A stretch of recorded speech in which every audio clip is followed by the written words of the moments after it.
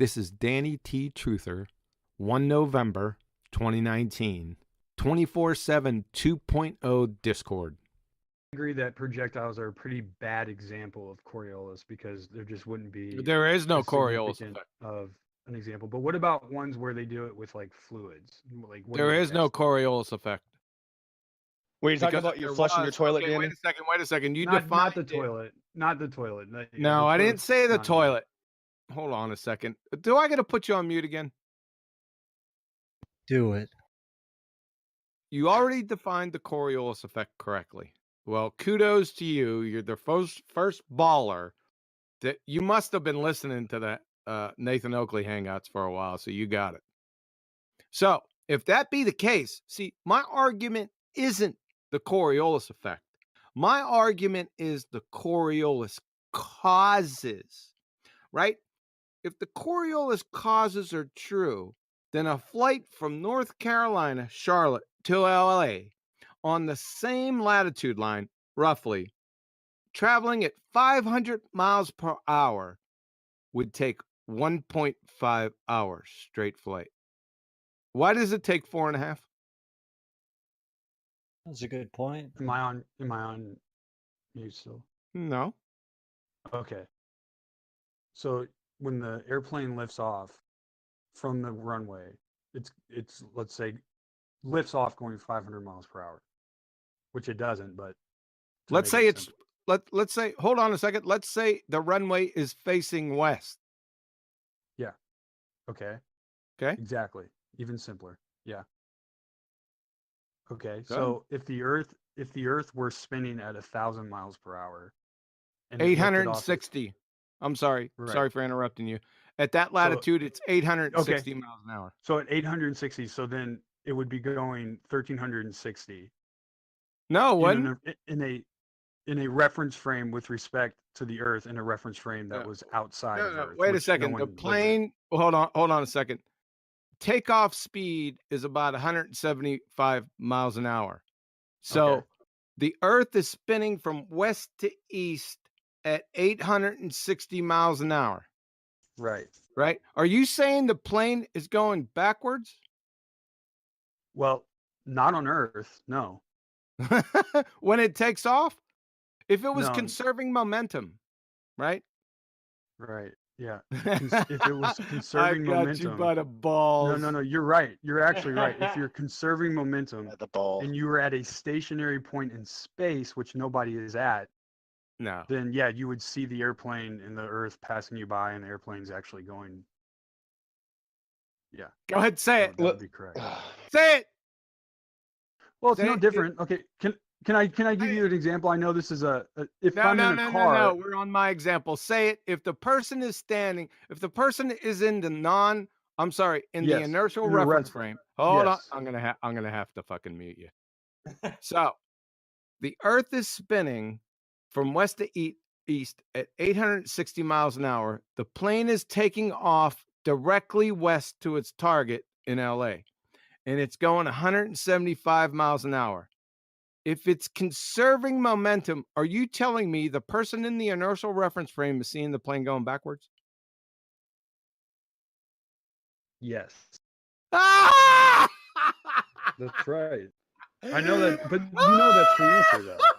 Danny, are you you're not thinking about reality. You're recording? Yeah. Beat me up, Scotty. So are you still struggling?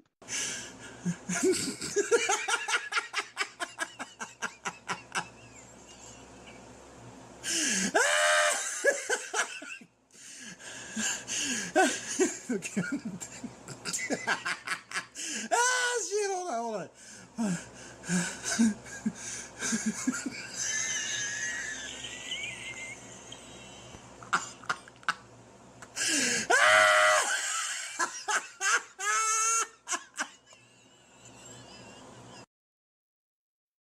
In review, what he's saying is you have two reference frames. He got that right. You have the spinning non-inertial reference frame that the plane's on, the Earth, and then you have the inertial reference frame, which is the Atmo, and everything not tethered to the Earth. According to the spinning space monkeys, the Earth is rotating from west to east at 860 miles an hour on that latitude between Charlotte and Los Angeles. And the plane is on the runway facing west. Typical commercial airliner reaches a speed of 175 miles an hour on takeoff. His claim is, if you're in the inertial reference frame witnessing the plane take off, let's say you're in a hovering helicopter with eyes on the runway and the plane, he's saying that due to the conservation of momentum, that at wheels up, the plane will be flying backwards in reverse east while pointing and accelerating west, until such time that it overcomes the conserved momentum east. Just before that, it'll be in suspended animation and then all of a sudden overcome the conserved momentum east and be on its way. I've tried to explain their train wreck of a dumpster fire to them for years by leading them to this point, but they just don't get it and are feebly obfuscate before I can bring the hammer down. Shout out to Danny or Daily T for allowing me to train wreck him. He's a good man, educated, and intelligent. He's just caught up on the wrong side of a fairy tale religion. That's it.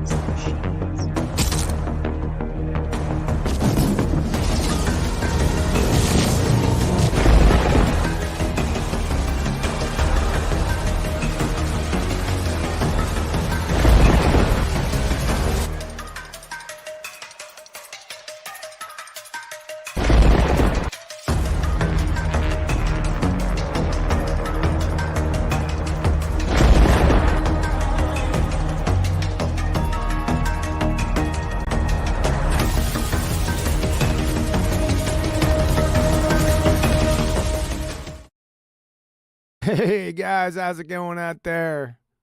Got a real barn burner for you today.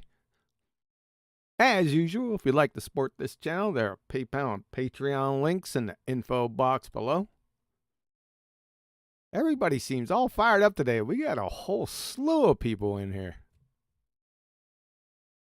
Let's see how's it going in Discord. The beautiful Betty Van Velsen. What's going on there, Betty? Yeah, we're having a great conversation, and now you're interrupting. That's what I figured. Okay, I'll put you all on mute then.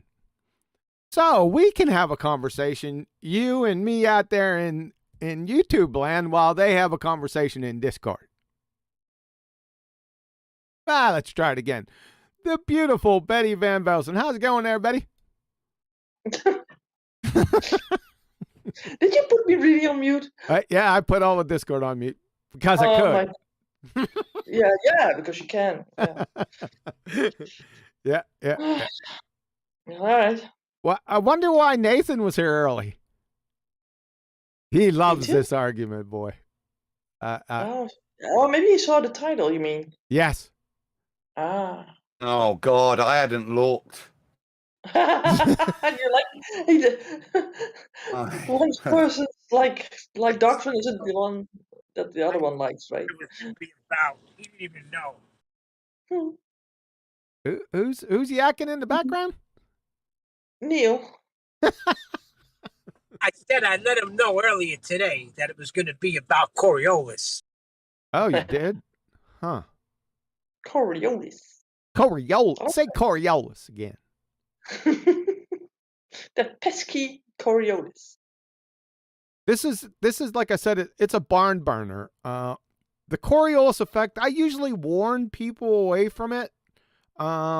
Because the only reason, because you made an argument for it for a long time. I did, but I warned because I've listened to people try and argue it, especially flat earthers. They don't have the acumen for it. There's only one. I like it nonetheless because it makes it so fun. Yeah. Now I'll tell you this: it is so rewarding. See, once you understand the Coriolis argument, listen, everyone knows the Earth's flat. We already destroyed the Baltards, right? We're just laughing and dancing on their graves now. But this one is particularly fun. However, it comes at a cost because you have to master this argument. Not that it's difficult. See, a lot of people make it difficult, but you have to sort of wall all the bullshit information out. And then just understand what the Coriolis argument is or just understand what the Coriolis effect is. That's all you got to do. If you can master that and have those facts in your mind, then anyone that comes against it, no matter what they say, because they're going to say some really crazy shit, you can distill that down as long as you understand the basic concept of the argument and just utterly devastate them. Whatever direction they want to go, I usually let them go where they want to go, and then just it's already outlined because I understand the argument, right?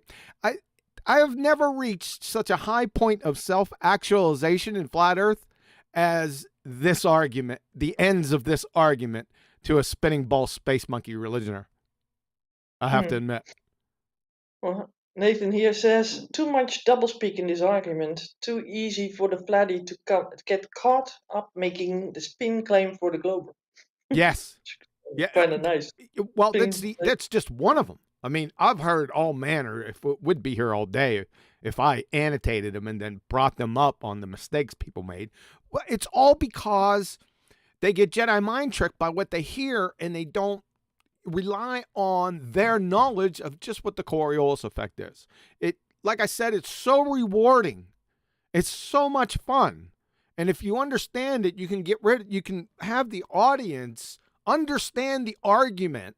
See, that's the most important point. It's the audience that'll get thrown, right?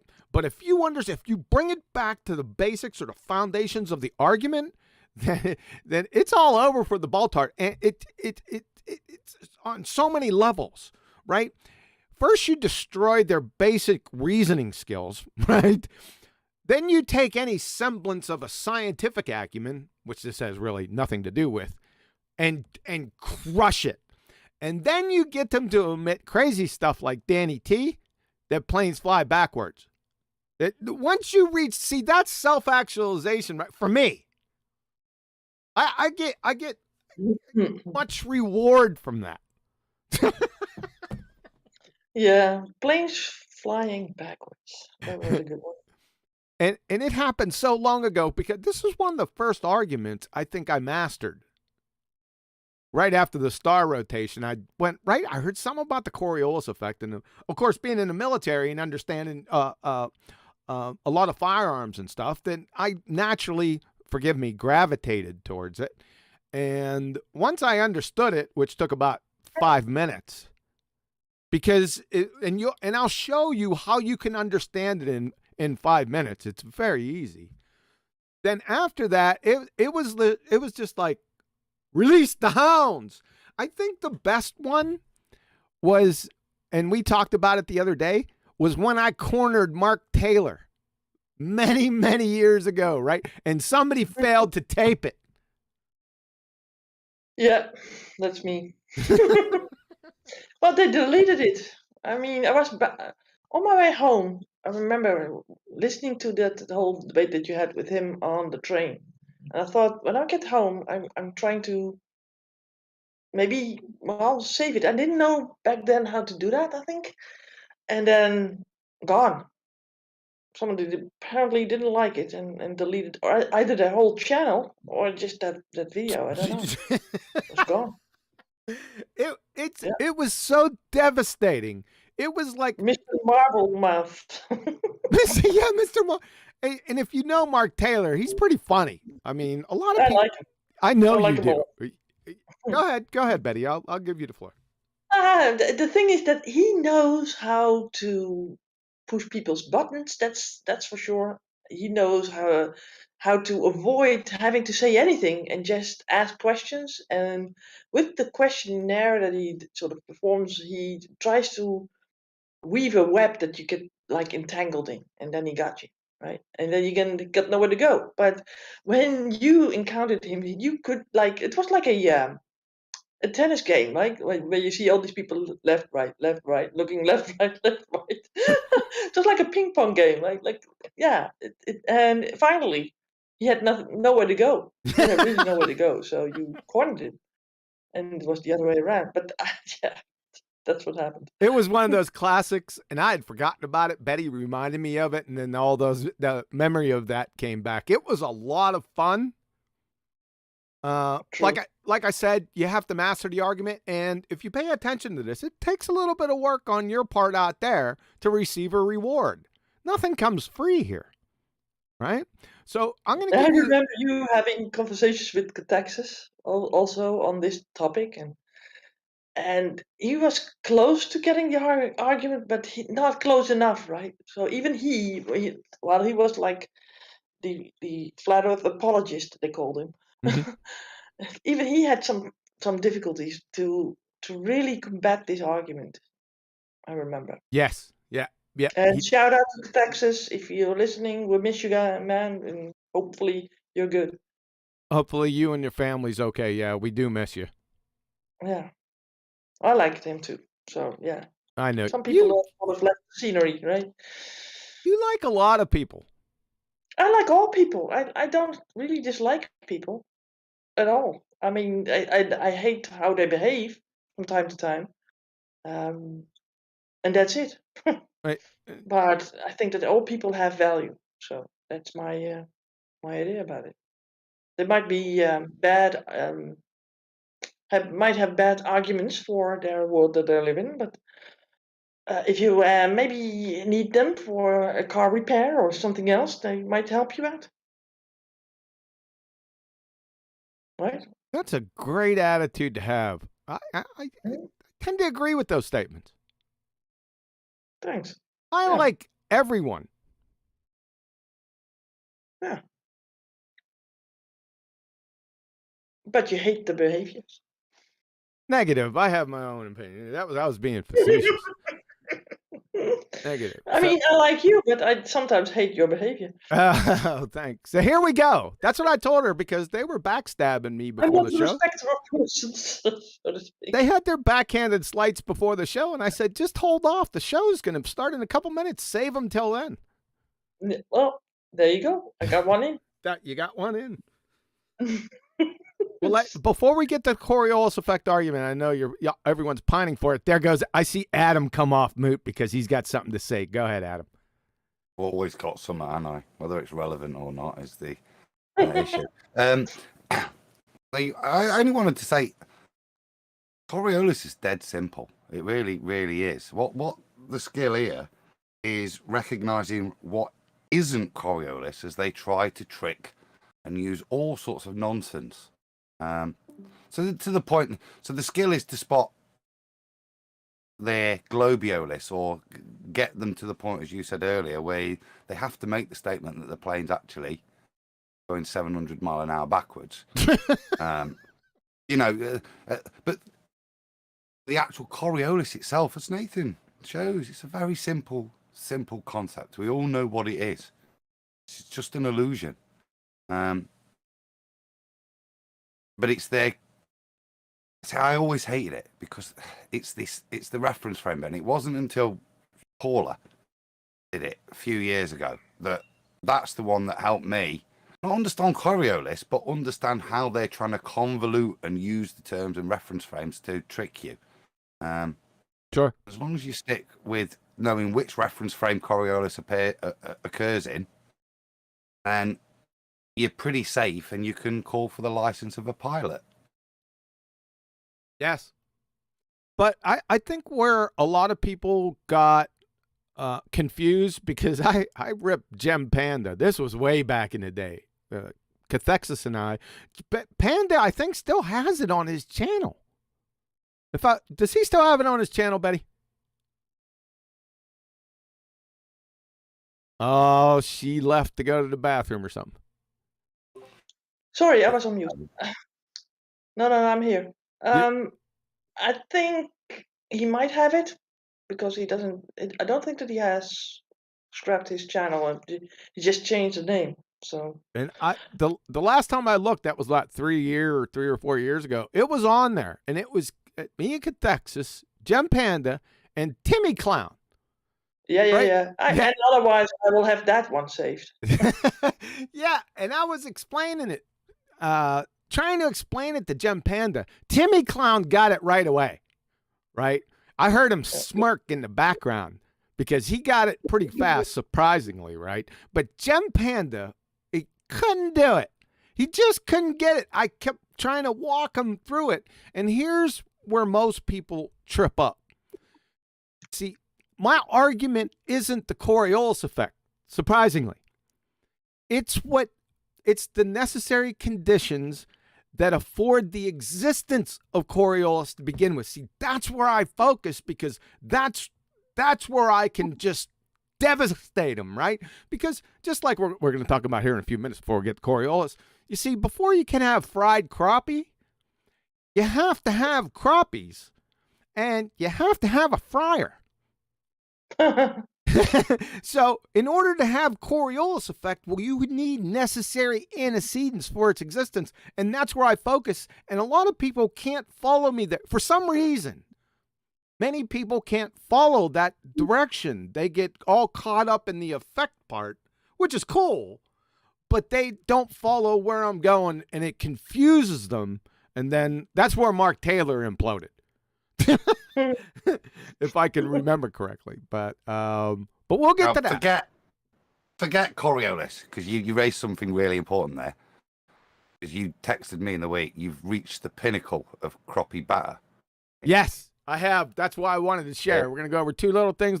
I had just a huge bag of crappie bass, right? And if you know anything about crappies here in the States, they're outstanding fish to eat.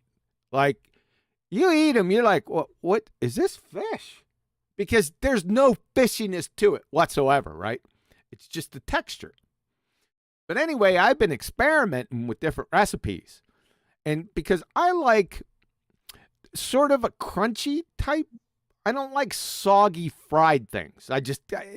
It's revolting, right? So I'm trying to figure out, I'm trying different commercial batters, and it's just not happening.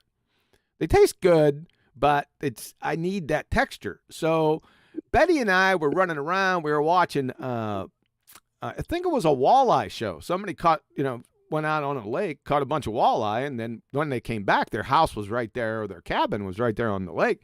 And what he did was he filleted them, and then, hey, Betty, go on mute. You're giving me echo. I'm sorry. All right. So Betty and I were watching this, and he fillets these walleye, and then all you see is a big-ass bag of Dutch salt and vinegar chips. Of course, Betty, because she's from the Netherlands, she's Dutch. She's there, yeah. They're just potato chips, love. Just with the Dutch name on it. But anyway, I digress. He starts to crush these things up, and then I don't know whether he had egg batter. I didn't see the batter. Didn't matter. What he did was he coated them in these salt and vinegar chips and put them in the fryer, and they come out, and I said, oh, Lord, that's going to be it, because I love salt and vinegar chips, number one. Number two, they're going to stay crispy, right? So then we ran across another show cooking crappie bass, right? And it was from Mississippi, Mississippi, as Betty surely knows by now, because I say it every time I say Mississippi. But anyway, they're like the masters of cooking crappies. And what one of them did was they didn't fillet the fish. Now, I still fillet mine, but I digress. They didn't fillet it. They descaled it, and they soaked these guys in mustard. Just regular mustard. Nothing else. Salt and pepper. Maybe a couple different flavors. Garlic, salt and pepper, right? But other than that, just mustard. So I got the wise idea. I said, because I did it with an egg batter with the chips, and they were outstanding. But I said, where'd have bought that mustard? Because those guys from Mississippi, Mississippi, they know what they're talking about. Those rednecks down there, they don't play.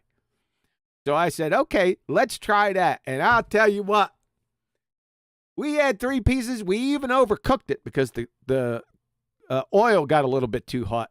It's over. It is the undisputed champion. This is the recipe, folks. You get with crappies. Now, maybe some mild catfish, it would work too. But with crappies, you got to get salt and vinegar chips and just crush them, right? Any way you want to. Use a brick, doesn't matter. Crush them down to pellet size. And then just get some yellow mustard, not any Grey Poupon or anything, any fancy mustard, just plain old yellow mustard, right? put those in the yellow mustard, coat them with those chips, and look the hell out. Any comment? Yeah, what do you do with the rest of the chips? You have to toss them. You can't eat. Oh, the rest of the chips that are in the bag. See, I take half out of the bag. I don't crush them in the potato chip bag. I put them in another bag and crush them then. I use a rolling pin. That's wise. Okay. Yeah, I'm telling you, that's your. That, a couple of people are gagging in the chat because of this topic, I think. I think we did have Del in chat, but maybe when we've gone culinary, he's left. But all you've done is make a few. Divergent droid's just hungry. He wants smell-o-vision for these things. But Smell-o-vision? yeah. I'm getting messages. Nathan was obviously moaning we were doing cooking, but I said this information's too good. It's got to be shared. We'll get the Coriolis, man. We got some more. This is some admin leading up to it. You just can't jump in. We were already on Coriolis, and then you seem to make some sort of a way to get to crappy crappies. Yeah. Well, don't you worry about it. Dropped it in and triggered me. So now that all I did was to give you the story of how I got to the pinnacle of fried crappies. I'm not going to stay here I'm not going to stay here for too long. I think I made my point. Now there's another subject that just relax. There's one more subject that I don't think that I posted before. Maybe I posted a couple little photos, but I did want to post this before we get to the self-actualization of crushing baltards. I want to show the sexy bow beast. Just so everyone knows what I'm talking about. So when I say sexy, say again? I said, yeah, that's what I'm saying. Again? What do you mean again? Haven't you shown her around? You like that king in Esther, the book of Esther? Like, yeah. Want to show your queen all the time. My trophy? This is my trophy wife. Yeah, that's what I mean. Yeah, and this is the first place trophy. Well, you got some super chat, so that's good. Oh, go ahead before we move on. There's only a couple more photos. Yeah, okay. So the first one is Lumpy Gas in a Vacuum says, thanks, I fish nearly every day. That's good. And Tony Whitcomb says, shout out to Adam Meakin for the Michelin 2-star tutorials on YouTube. The Michelin? What is Adam Meakin, a Michelin man now? Yeah, that's what. That's that was last week's batter, wasn't it? I gave you Tom Kerridge's recipe. You know, have you done that one yet? No, I'm not. Now, why should I try anything else? Now, are you? No, I reached the pinnacle. Yeah, but if you didn't try it, you can't say it. I can say it. No, you can say it. You can't mean it. I can say it because what I got behind me are salt and vinegar chips and the pride of Mississippi. MISSISSIPPI. Is this Mississippi batter? MISSISSIPPI. Officially, then. All right, so let's finish up with the sexy bow beast. Just a couple more. Hey, where'd they go? Yeah. I hit the wrong one. What's with the pink one? It was a towel that was in the closet. I just snatched it. I don't really care about the towel, love. Focus. Yeah, but the pink color is like, yoo-hoo. I wanted a contrast. I didn't want a dark towel because you couldn't see the contrast on the bottom. Could you use a white one? I could, but we don't have any white towels. That's stupid. Stupid? Is the sexy bow beast a boy or a girl? Girl, obviously. The towel's telling me that. That's what I'm. There we go, Adam. Now we're talking. The towel is not telling you. Yes, it is. Oh, it's saying something about QE here. No, it's not. Towel. It's saying something about contrast. Stop focusing on the towel. Bring up Pride Month, Betty. What? Don't try and bring up Pride Month. It's nothing. It's a girl towel. It's a girl's towel for a girl bow. Yeah, sure. Brings out the colour in her eyes. Look.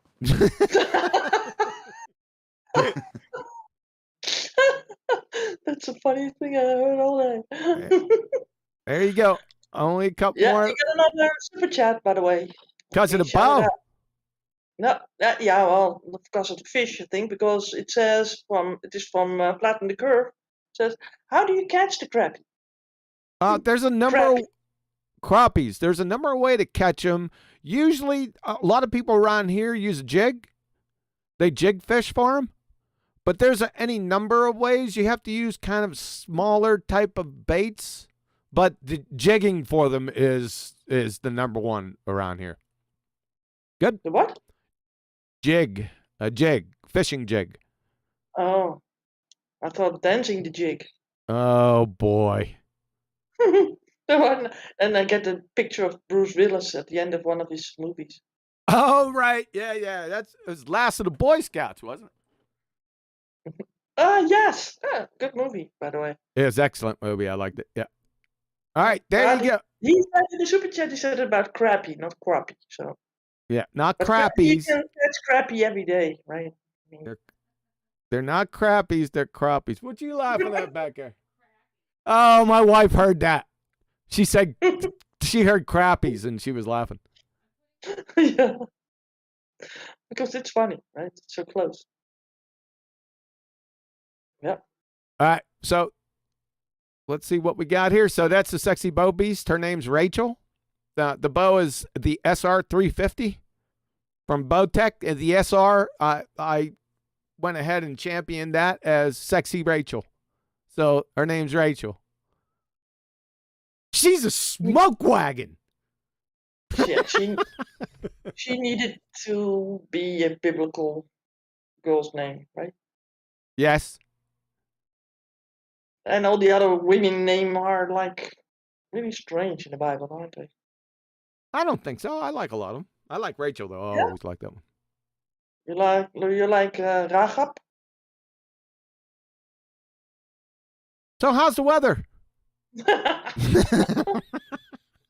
Again, yeah. Can I ask a question? What? Did you have to work your first 7 years of it with a bow called Lieu? And then you finally got this one? Or... Oh, I see the play there. Yeah, nice one. Touche. Yeah. And now he has to work 6 years to get some results. The 6 You're taking the metaphor a little bit too far. I think it's good. You would. Yeah. Well, Leah was more fruitful than Rachel, if you kind of think of it. Yeah. And she died giving labor to the last boy she got. Nathan's still here. Yeah, he hopes that you will start on Coriolis soon. So. I know he will. You think we should? Yeah, because this is not going anywhere. Yeah, I know. It's a slow disaster. Mm-hmm. All right. Oh, well, I managed to get a bit of Bible in without getting muted. So, Oh, you can get Bible in any time you want. You just can't get it in when I say it's time to close out. He's gonna try now for this time. Yeah. All right, let's roll. I think this is the right one. Hold up a second. Let's get not presentation. Let's try that one. I think that's a better one right there. Yeah, there you go. So I'm going to have to switch between presentation screens, but that's okay. Show how much awareness I have. Okay, you guys ready? As we will ever be. Okay, outstanding. So for everyone that stayed, here we go. So the Earth is not spinning. And we all know that. I mean, you don't have to be a friggin' rocket scientist to figure this one out, right? But there's certain ways that we can show. I don't even know why we have to show it, but let's just skip that part. Let's get right to how we show that the Earth is not spinning. This is very, like I said, there's a couple different ways, and I'm going to show you one way at the end, which is a lot easier than this, but there's no fun, right? There's a lot of fun with this argument, like I was saying in the introduction and in the beginning. But like I said, you have to master what the Coriolis effect really is. Once you know that, and it's going to take a little work, not a lot, right? Just some focus, and then apply that focus also to the people that you're talking to, especially idiot baltards, because they're going to go off in a number of different directions. You can't chase that nonsense. Listen to keywords that they say and always bring them back to what it is, the Coriolis effect. Try to get them to define it. Not their definition, the actual definition. Because you have to define the subject material before you get into finding out what it is and what the effects are downstream, right? Make sense? Make sure you define it. If you don't define it in the beginning, then I'm just going to turn you off is what I'm going to do, because I know where it's going to end, right? It's hard enough as it is without defining it. So let me stress, define it with citation. Have this somewhere in your repertoire, in your armory, okay? So for the Coriolis effect to exist, you must have, like I said with the crappies and the fryer, you must have the necessary conditions for it to exist. They are two differing frames of reference. One rotating coordinate system. That's what we're arguing about. That's what the basis of the argument is. You have to remind the baltards what they're arguing about. That the Earth is rotating, and one non-rotating coordinate system, inertial. That's the atmo and anything in it. Now, that's where Adam brought up the points where it's hard at this point. You say non-inertial and inertial. You have to know what those are. What does it mean when I say non-inertial? What does it mean when I say inertial? Right? Nobody, I have yet to hear anyone define these in 7 years. I'm going to define it for you. I'm going to make it real easy for you, okay? Non-inertial means that whatever you're talking about is accelerating. Okay? Inertial means it has a constant velocity, which can be zero. Let me say that one more time. Non-inertial means that what you're talking about as non-inertial is accelerating. The inertial one has a constant velocity, which can be zero. So once you got that, you got the Coriolis effect, you know what non-inertial is, you know what inertial is, it's pretty near over for them, right? So here's, like I said, here's what you do, the Coriolis effect, right? And we're going to go to some big guns here. This is from Seagard Douglas. I've been going here for years. Introduction to Ocean Sciences, 2nd edition, Critical Concept Reminders, Coriolis effect. Listen closely. When set in motion, freely moving objects, including air, that's atmo, and water masses, that's clouds and water vapor, move in straight paths while the Earth continues to rotate independently. So when the knuckle draggers come in and say, well, the atmosphere spins with the Earth, what in the world? That's not what this says. This says the exact opposite. For good reason. So what's rotating independently here? Well, he's saying the Earth and the air. So they can't be rotating together, could they? Listen to the rest of this. So while the Earth continues to rotate independently, because this is a really important term right here. It's telling you because the cause. Freely moving objects are not carried with the Earth. Which ones are those? The air and water masses. As it rotates, they are subject to an apparent deflection. Another important term here is apparent. What do they mean in this context? This word means not actually, not real. Not that you can see it, not that it's apparent. It means not actually. So let's read it. I'm going to read it and substitute that phrase. Because freely moving objects are not carried with the Earth as it rotates, they are subject to a not actual deflection called the Coriolis effect. To an observer rotating with the Earth, freely moving objects that travel in a straight line appear They merely appear to travel in a curved path on the Earth, but they're not actually traveling in a curved path, right? This definition right here, this sums it up in total. There should be no issues. Now, there's little important parts where I stopped, right? That shows you that there are two different things going on here, basically three. You have to have a non-inertial rotating reference frame. You have to have an inertial reference frame, and you have to have something flying in the inertial frame going straight. Those are the three necessary conditions to have the Coriolis effect. The Coriolis effect is an illusion.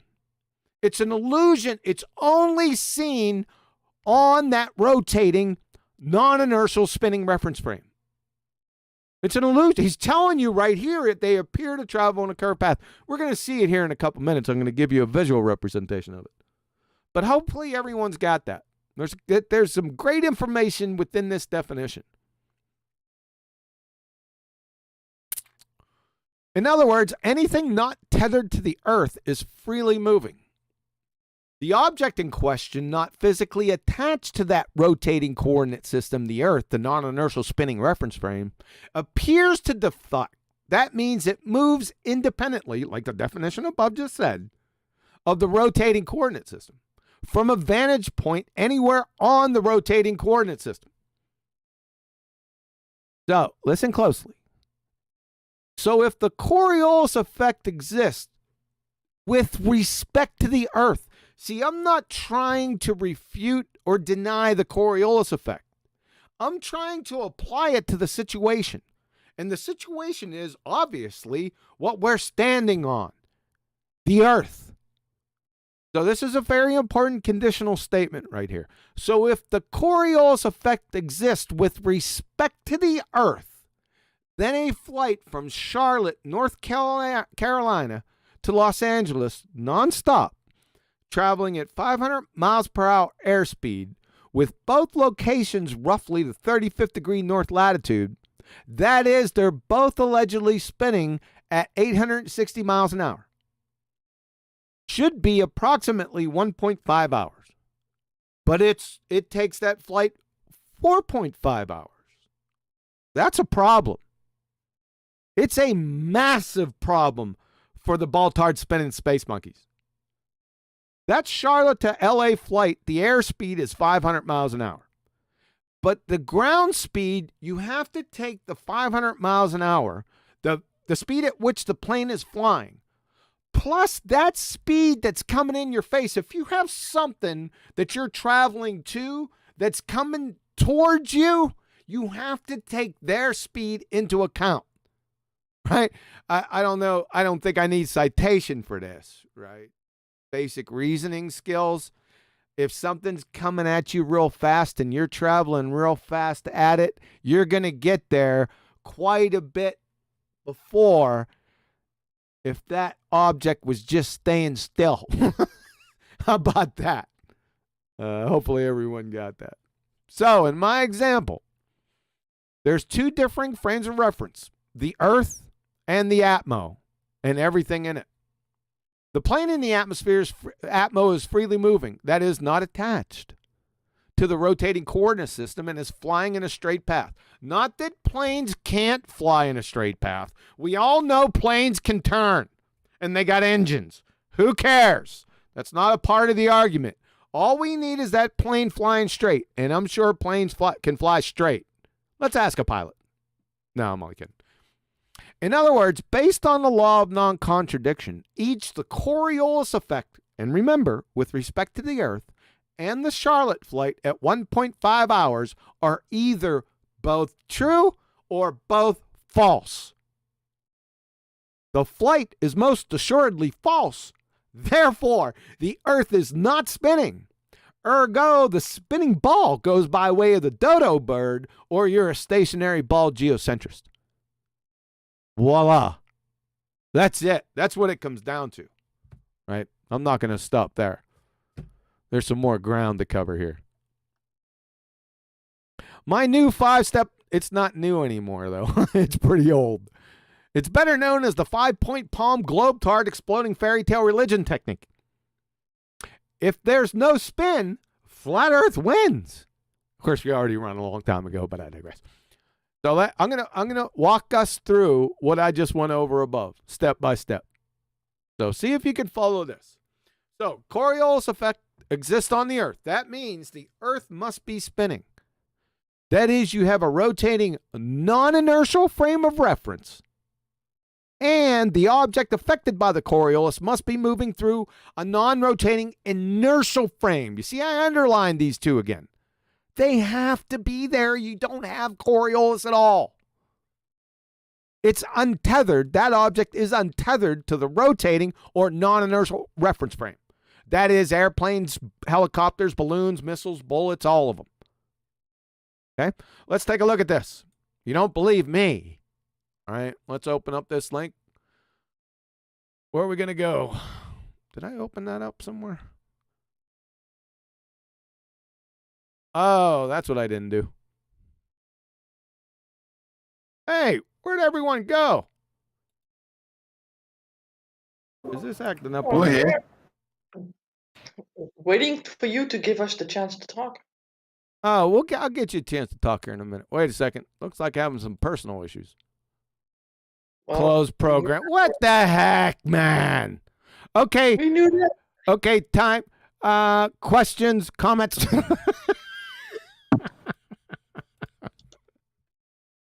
Why? Didn't that link do it for you? Nah, the link crashed my friggin' program, idiots. Oh. Is that a new one? That's okay. I'll get back there in a second. I'll get on a roll again, I'm telling you. They secured it for you. Yeah, somebody's playing their little games. Or I'm just being paranoid. Nah, just stop. Don't worry about it. So any questions or comments up to this point? Just one, really, and it's what you started with, that inertial and non-inertial reference frame, and it's kind of counterintuitive. And I said, shout out to Paula, but to me, because it's apparent, I want to see what's apparently got inertia. So on my spinning reference frame, I can apparently see inertia happening. The inertial reference, but to me, because I'm spinning, I used to think the inertial reference base is me spinning because it's got inertia, and so it kind of makes it. But it's that understanding of the definition, and keep that clear in your head, because that's what they'll try and flip flap between the two. With word salad, as they try and make something up to explain why it doesn't happen. That's what they'll flip flap, and Nathan's very good at spotting. They try and describe Coriolis from the aeroplane or bullet. And they'll do that by referencing the reference frames in those two terms, which you can tacitly end up accepting in a debate. And that's they're keeping those correct. They're referencing reference frames? We don't fall for them tricks no more. Tricks are for kids! All right, let's get back to this. I got 0 defects this time, so we're going to start over again with this one. So if the Coriolis effect exists on the Earth, like I said, the Earth must be spinning, so you got a rotating non-inertial reference frame. Then they have the object affected by Coriolis must be moving through the non-rotating inertial frame. There's those two frames of reference that you must have, and it's untethered to the rotating non-inertial reference frame. Those objects can be airplanes, helicopters, balloons, missiles, bullets, anything not tethered is subject to a Coriolis effect. Now I'm going to show you. Let me switch over here. Got to switch. I think you guys can see this. Okay, this is from Wiki, right? They give you a diagram. You guys must have seen this a number of times. I've been posting this for years. It's not an important point. What I wanted to show you was, remember I said inertial frame and non-inertial reference frame? Listen down here what it says, describing the Coriolis effect. In the inertial frame of reference, it leads it right out of the gate. The upper part of the picture, the black ball moves in a straight line. However, the observer red dot, who is standing in the rotating non-inertial frame of reference, you guys see that, right? You see these two? This is the important part. Like I've been stating, you must have these two different reference frames. That's it. It's all over with. If you don't have it, you're not having Coriolis. It's as simple as that. So, as long as we understand that, we establish the non-inertial and inertial. And remember what the non-inertial reference frame is. Non-inertial means accelerating. That's the spinning Earth. It has an angular velocity, i.e. it's accelerating, making it non-inertial. Versus the inertial reference frame, which has a constant velocity, which can be zero, because zero is constant. Constantly zero. Right? That's everything not attached to the rotating reference frame. Anything that doesn't have an angular velocity, guess what? It's in the inertial reference frame. Duh. John. Oh, you're going to that could be a stop my balloon. roll. Yeah, because I think that's a really important point because you say it confidently, that could be zero, and that's a bit of a headbender. What does that mean? It could be You zero. can still see a balloon or a drone. The apparently velocity, you have to know what velocity is. Oh, don't rumpus me. Oh, it's a good point that I thought needed clarifying. Whilst you were on such a good roll. Yeah, if the velocity is zero, it still has a velocity of zero. It's, in other words, it doesn't have an angular velocity. It's not accelerating. Good? Yes? Yes, sir. Oh, I thought you might have left. I'm going now. This is going to be... I'm going to show you something down here below. You're going to say, oh, goodness gracious, those baltards. Where below? That sounds like... Did you rumpus totally me? Sus. It sounds totally sus, man. What sounds totally sus? Sus. I've got something to show you down below. Oh, that's bad. Oh, see, folks, my mind is not in the gutter. It appears that Betty's is. A bit Benny Hill, that Betty, weren't it? It's Benny. Is this Benny Hill or Betty? Oh, come on. This show needs a little humor. All right. All right. Fair enough. Okay. So you use my words against me. Thanks. All right. So everyone understand this. This is very important. And like I said, when we get down further in the presentation, I'm going to show you where this is. It's going to implode the fairy tale baltard spinning space monkeys. It's going to be catastrophic. And it's so cool. Just wait. Just wait.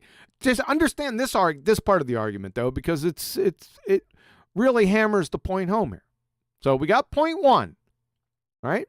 Point two, we have to establish that the Coriolis effect or airplanes are subject to the Coriolis effect. As we can see here from ThoughtCo, that's the old physicsabout.com, by the way. It says the Coriolis effect, also called the Coriolis force, is defined as the apparent deflection. Right? Remember, we've seen that in the definition above, and in every single definition you could possibly come up with, of objects such as airplanes and others, right? But all we're focused on is airplanes because that's what this argument is focused on, okay? And it says moving in a straight path relative to the Earth's surface, like we were talking about above. That's one of the conditions, that it's moving straight. Not that it can turn. We understand planes can turn. This one's not turning. It's going straight. Okay? That's all we need. So we got the necessary conditions, right? I established the inertial and non-inertial reference frame. Remember the three conditions. Non-inertial reference frame, inertial reference frame, and something moving through the inertial reference frame that's going straight. Right? In the first 2 points, we have the three necessary antecedents that afford the existence of the Coriolis effect. Right? Here comes the hammer. This is where people get lost.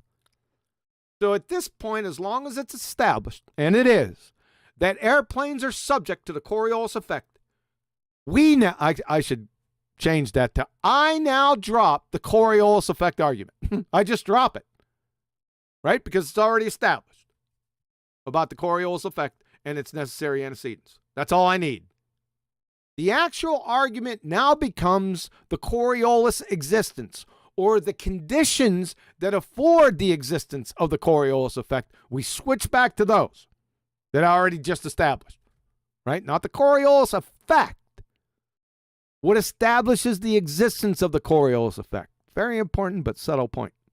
And this is why I'm doing it.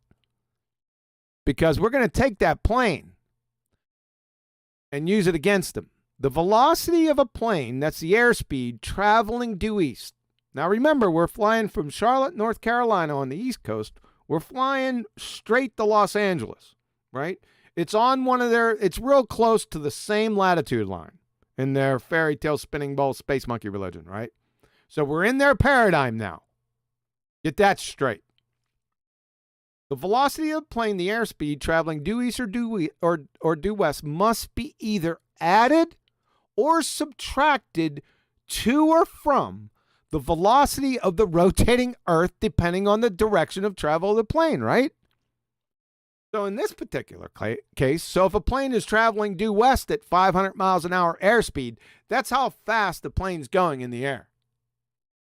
And the Earth underneath it is traveling due east. That means it's coming to its face at 860 miles an hour.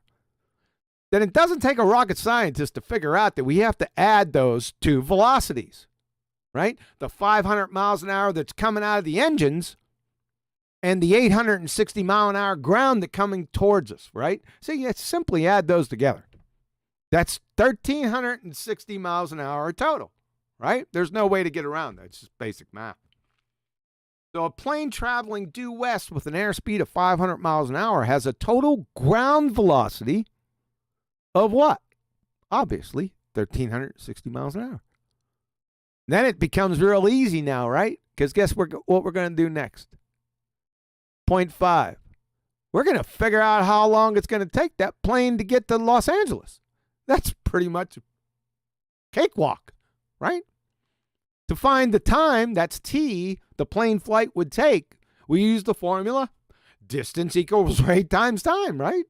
We just rearrange it to solve for time. We know the distance. The distance from Charlotte, North Carolina to LAX is 2,115 miles. We already know the rate from above. That's 1,360 miles an hour. And then it's a cakewalk now. 2,115 miles divided by 1,360 miles an hour. The flight time must be 1.5 hours. The question, does this flight time exist? No. You'll never find go look on whatever aviation software that you got. Call the airlines and ask them how long a flight is from Charlotte, North Carolina, direct flight. How long is that flight? It's all over, folks. It's done. It's killed right here. Therefore, the Earth is not a spinning monkey ball. The spinning monkey ball goes by way of the dodo bird, or you're a stationary ball geocentrist. It's simple. Now, spinning space monkeys. Take 5 steps. Because your heart's going to explode. It's it. It's really, this is it. This is pretty easy. Right? If I went a little bit too fast, I don't think I did. Just go back and walk through the steps. Right? You guys can get it. It's easy. Now remember, we're focusing on, I'm not talking about the Coriolis effect, as you noticed. I'm not talking about apparent deflections, right? That's the Coriolis effect. What my argument is based on is the necessary conditions that avail the Coriolis effect to exist and using it against them in another scenario. Y'all catch that? See, that's where I think a lot of people get confused, but it's not a confusing matter because I just told you. Right? It logically follows. That's why I stressed it. All right, let me take a break before we get to the next one, which is going to be really good. Questions, comments, concerns? What's the next one? I'm not saying. That's a teaser. I thought that this was the whole argument already, wasn't it? The flights, the Coriolis explanation, and how you apply it. We're not done yet. Oh. They can use. They can use what I've given them so far to utterly destroy them. However, the next little part, because they hear it all the time, we heard it from the numpty pilot the other day, this is going to get really funny. So, did you talk about the pendulum already? No, the pendulum's going to be next week. We're not going to get to that till next week. But it's connected. You're taking all my teasers. It's connected also to the Earth. From an expert teaser. I'm sorry, I just read your mind. Yeah, right. Okay, so obviously no one's going to say anything because they... Well, maybe they are on mute, if that could be the case. It could be, huh? Unmute Matt released. So make it quick. We're not at the end of the presentation. Make it quick. Any quick... Hey, QE, what's you going on?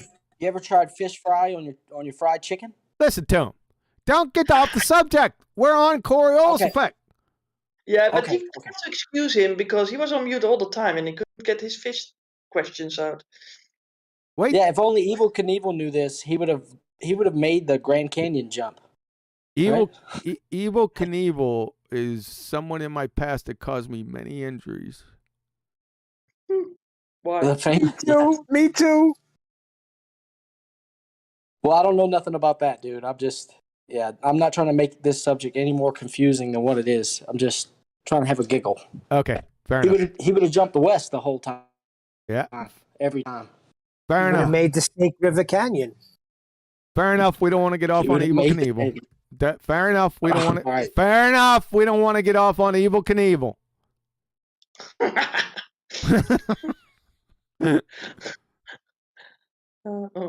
I'll be nicer at the end.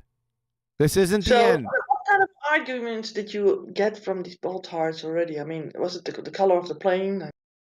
No, I would always say that. They would say, well, the plane has engines. And I was like, you could have gave me the color of the latrines. Would have been more relevant in each plane. Is there a latrine in there? There are latrines in planes. Yeah, you can go to the bathroom in them. You ever been in one and you got... we'll get off on another subject. You ever been in one of those airplanes and it hits a bunch of turbulence while you're in there? The thing is that with a latrine, I sort of picture like a military bathroom. With all right, a lot of yeah. All right, you're trying to take advantage of the word. Latrine is just the bathroom. Nah, you need to be more specific. All right, a toilet with a sink. Yeah, and then when they flush, it falls right on you. In a really close space. You ever see Tommy Boy get in there? Who's Tommy Boy? Tommy Boy got in there and started to change clothes, but he was a big old fat boy and he couldn't do it and kept on having problems. Oh. Here we go again, getting off topic. Okay. Yeah, that's fat shaming, John. We can't do that. Get serious. I mean, is that's that true? the thing nowadays. Is that what a latrine is? It's a toilet and a sink. Nah, it can be. Oh my God, I can't believe it. I thought I was going to learn something there. I understand Coriolis, but I thought I was getting something. I learned something new. You just, a latrine is a bathroom. Can we end it there? No. Okay. Betty's not going to let this one go.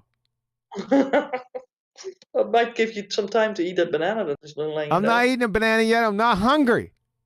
But it's there, right? It is. Looking at you. Way over there, but I got her. Okay. All right. Anything else? Anything else real quick? Well, there's hardly anything left. I mean, I can't talk talk about the arguments of these bolt hearts because you already discussed them. You can get your pendulums are coming next week. Just be patient. All right, let's roll because this is going nowhere. Now, this is a real... Now, I'm going to roll now, all right? You ready?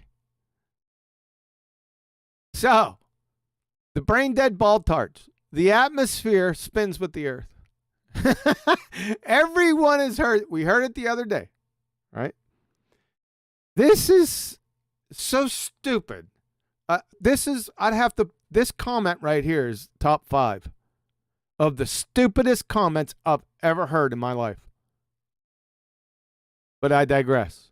So let's take this step by step in its relation to the Coriolis effect. Right? Make sense? So then, please explain how the Coriolis effect can exist when the necessary conditions for it to exist are two separate coordinate systems or reference frames as established for the Coriolis effect. One rotating non-inertial, that's the Earth, and one non-rotating inertial, that's the atmosphere or the atmo and everything in it. So right here, this is just the first shot across the bow. This is a violation of the law of non-contradiction. Right? So think about this. Remember what I said about non-inertial and inertial? Because if the atmosphere spins with the Earth, which is batshit insane, then all you have is one reference frame. You don't have an inertial reference frame because the Earth and the atmosphere are spinning together. They all have an angular velocity. So they're non-inertial. So all you have is one reference frame. That's all you got. If that batshit insane was true. Well, you can't have the Coriolis effect then, because remember what I already established that you need for the necessary antecedents. You need that inertial reference frame. Well, you can't have the Coriolis effect. So it train wrecks itself just right off the cuff. Right? This gets better. If the atmosphere, that's a contradiction in terms, by the way, spins with the Earth, which that, by the way, the spins with the Earth, violates Boyle's law, Charles' law, Gay-Lussac's law, Avogadro's law, parts of Dalton's law, the second law of thermodynamics, and Brownian motion, then, like I said, all we'd have is a single rotating non-inertial spinning reference frame. And then you say, well, QE, that's what we got. That's really? From Britannica.com, Coriolis force, also called the Coriolis effect in classical mechanics, an inertial force. So let me ask you, bum-sniffing baltards, how can you have an inertial force without an inertial reference frame? You ignorant friggin' mongs. How you like that? And then you say, QE, we never said that. Of course, they said that, less than 30 seconds ago. We didn't say that. That's not what we mean. Right? I got you by the short hairs. So, from this numpty dipshit, from Hillbilly Blue Balls, the redneck retard, Mr. Gumby Football Field. We'll get to that. I don't know if we'll get that today. He's got so many names. We may not get to that today, but that's coming. We might have a teaser for next week. That's fucking hilarious. But anyway, I digress. QE, we never said that. Well, the poster child of numpty baltard dipshits did. This is what he said. It is one non-inertial reference frame. That's where Coriolis takes place, not two reference frames. That's on recorded video on one of his dipshit presentations. I went and got it from Flatzoid. I remember Flatzoid did something on him a while ago. This is where I got it. It took me back to that video. So that's what he said. So, booger-eating hillbilly baltard bum sniffer, how do we have Coriolis, which is an inertial force, without an inertial reference frame? Riddle me that! You clown fuck of epic proportions. That's only one of this numpty dipshit's claims. That's what's so funny. Any place you go and get a definition of the Coriolis effect, it's going to have this in it.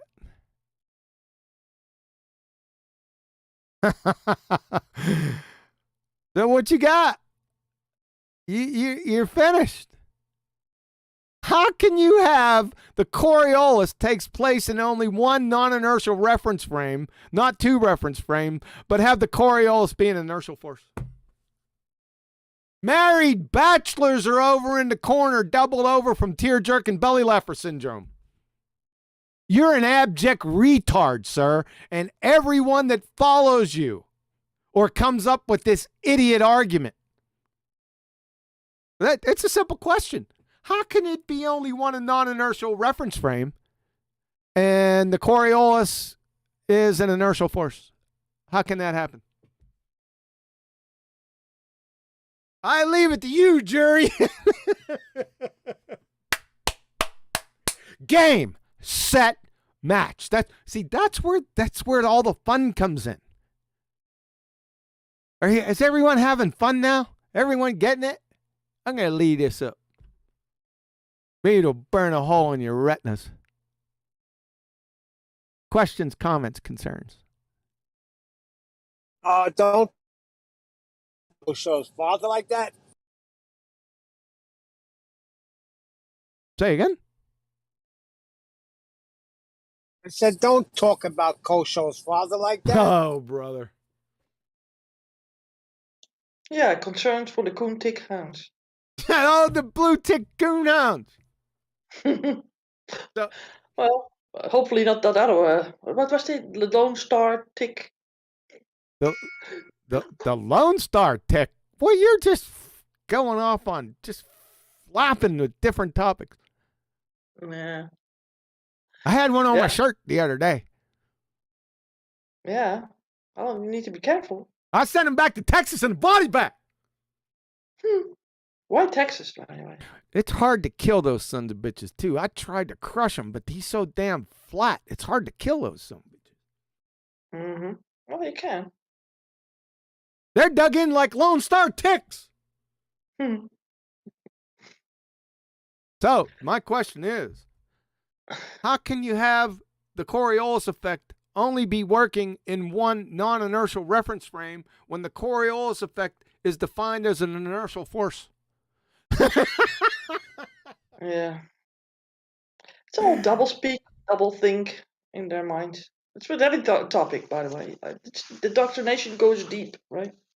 It is. It is. This. Yeah. Yeah.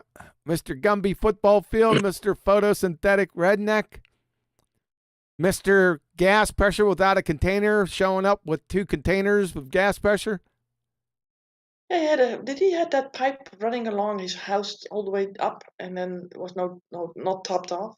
Yeah. Like that? Yeah, he had something like a 30-foot pipe. Of course, he never talks about effusion, which is a great example of the second law of thermodynamics and the mean free path loss of particles. He never talks about that because he doesn't know his ass from a pipe wrench. That's why. If you can't... Go ahead. That pipe running along his house, so at least he could attach one. Yeah, he had like a quarter-inch pipe or something? I don't know. And then my rebuttal... That container can. Yeah.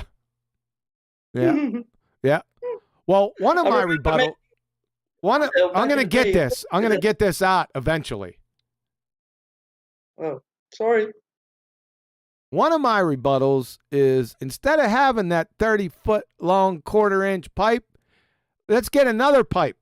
Let's have it 3 feet tall and have the diameter 6 feet and see how much pressure stays in there and for how long. Right? Because the mean free path of those molecules with the diameter so large, they're going to take off quick. However, because you collapse them in a small pipe like that with a lot of distance, effusion, that is, you got a problem with a little hole at the top and you have a lot of surface area, you have a lot of surface for those gas molecules, it's going to eventually get out because time is directly proportional with entropy, right? You're just delaying the inevitable, but you think you're Jedi mind tricking. I don't know whether they're doing it on purpose or they're just as dumb as fuck. I'm rolling to the second one. Well, it worked because Danny Faulkner used it. Danny Faulkner. The one that said not to get your information off the internet, and then he got his information off the internet. That numpty dipshit. Yes! You hit it, bingo! And he put his information on the internet. Yep. So did this burn a hole in everyone's retinas just yet? You just relax with Mr. Gumby football field.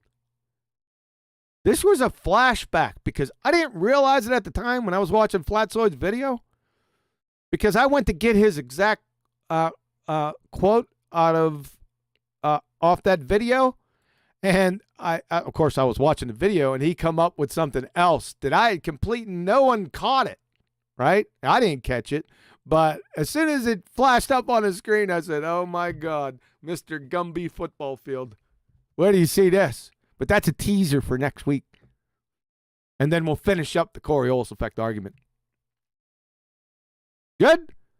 Anyone have any? Go ahead. I think Mike deGrasse Tyson used that Coriolis effect as well on football, right? Yeah, Wasn't it's connected to that. Yes. because I think that he said something that ball wouldn't have been like a goal or something because of the Coriolis effect, something like that.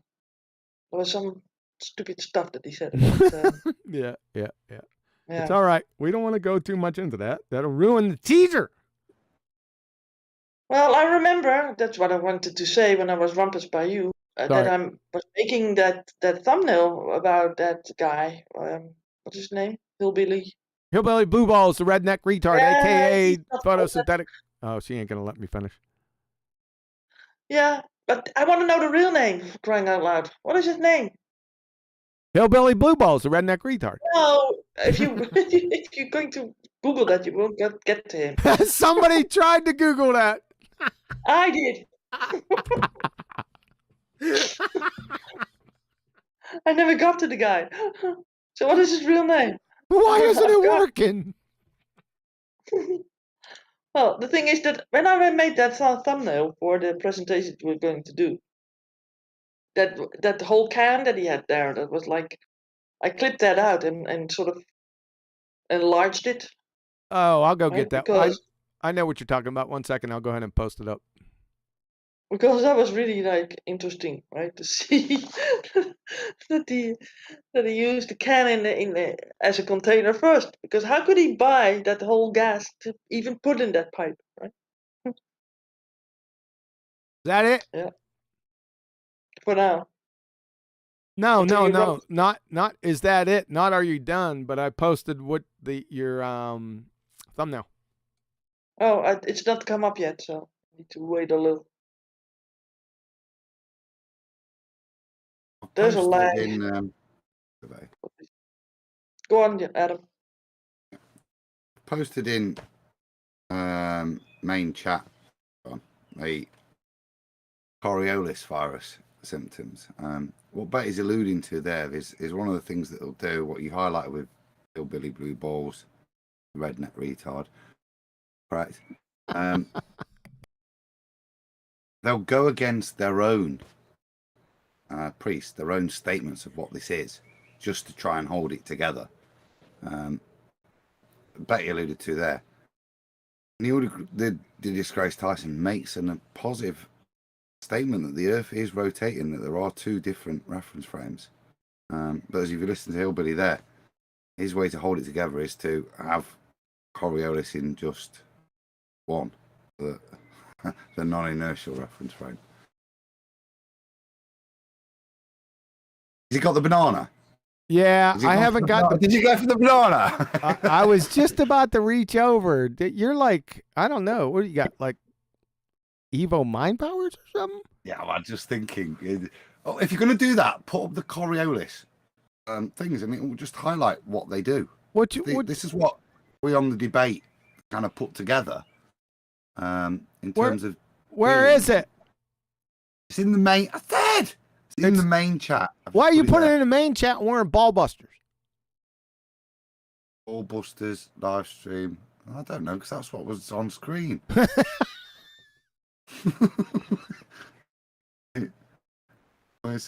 Platter. Hold on. Platter asked, "Is this where QE's visuals are getting posted?" No, they're getting posted on the YouTube channel.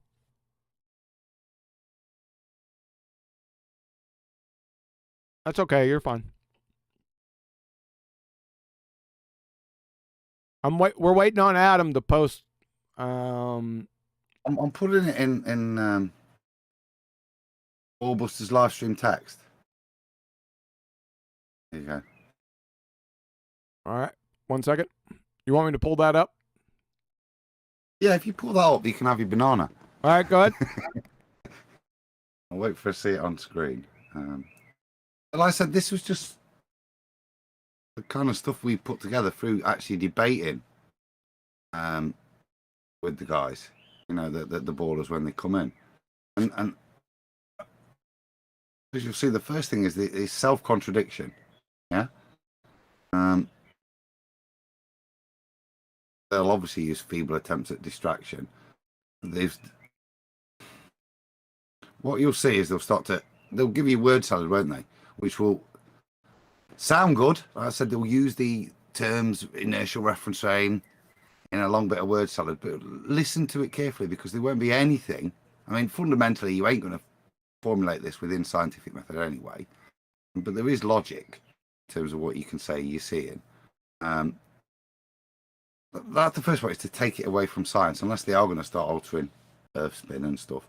But the point I was alluding to, really, when Betty was talking, was the globe blasphemy or doctrinal denial of globe priests, which is what they'll do. So Neil deGrasse Tyson comes on and he makes that statement. He's calculated how much the Earth has turned underneath whilst the ball was in the air. We know the consequence if the Earth's turning underneath the ball, whether the thing's got engines or it's been kicked, the Earth's turning underneath. And that's what your globe has to be very careful to not have happen because of the consequence John's highlighted in terms of the flight from North Carolina to LA. If that's happening, there has to be a consequence. If we've got two reference frames, these things will play out. I've kind of forgot what so the last one is new normal reversal, which is kind of a phrase we invented, which was to do with them going, well, why would you expect to see Coriolis?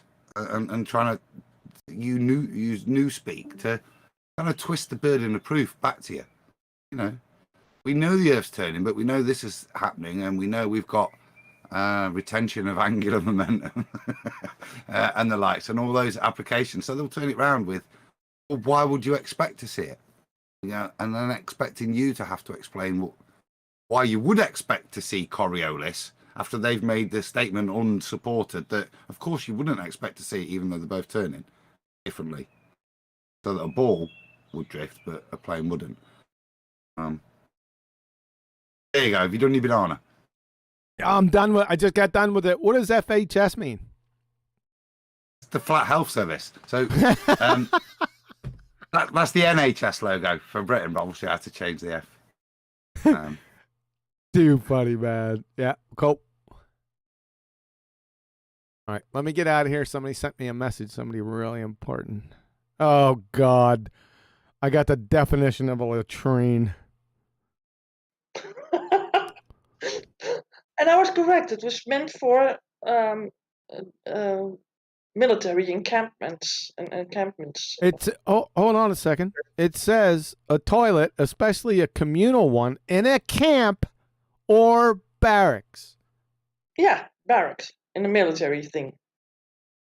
Yeah, it's a military thing, but other than yeah, you can't have that on a plane, for crying out loud. Yes, you can. You forget. Look. Oh, come on, no. Yes, a toilet, especially a communal one in a camp.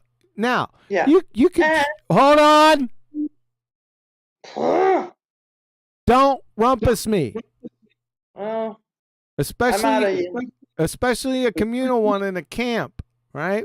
That could be a plane. No, it can't be a plane. They're camping. No, a latrine is like more than one toilet. It's like a series of toilets next to one another. In the plane? Yeah, exactly. So that you won't have in a plane, you will have that on the ground. Camp, a military compound, that sort of stuff. L- Apparently, you're not used to anything else, right? What the Oh, hell are you talking about? latrine. Yeah, a Well, latrine. It's simply a bathroom. That's all it is. no, it's not. It's a special thing. It's a minimalistic thing for a camp or a military place. A special thing? I Like thought a- it was special like when a I fly. thought it came with a sink. It's like a flying camp. Thanks, the Virgin Droid. Appreciate that. Unbelievable. It was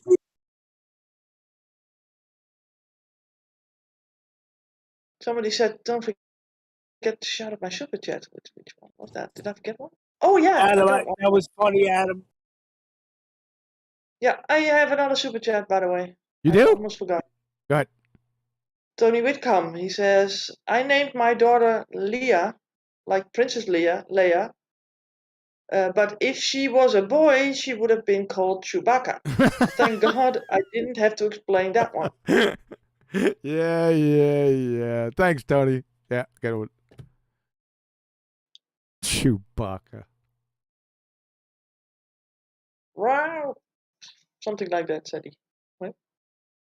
There's a series that has the young Chewbacca there, I think. I saw it swiftly. They try to make these little spin-offs on the main Star Trek thing.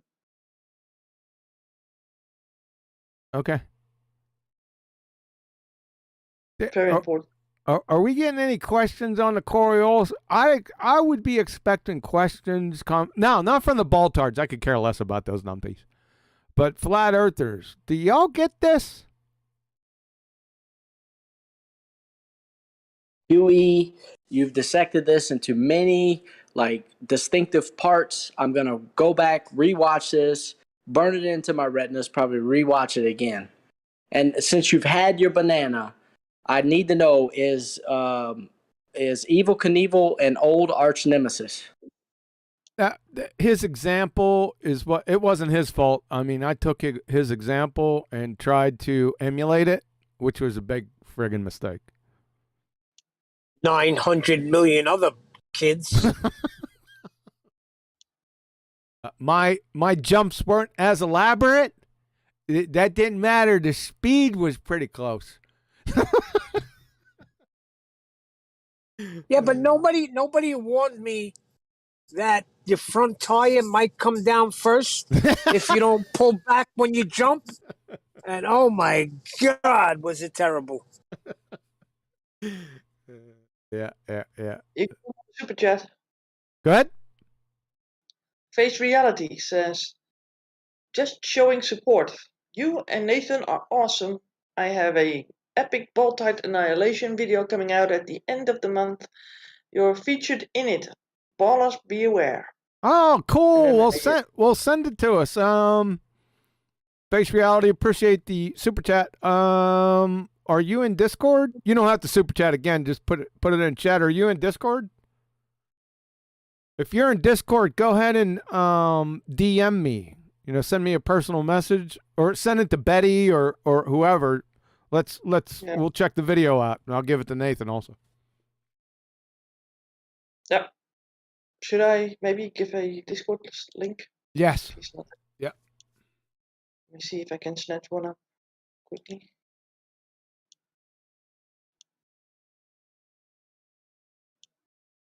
Yeah, so like I said, go ahead, Adam. Of course, I start to talk.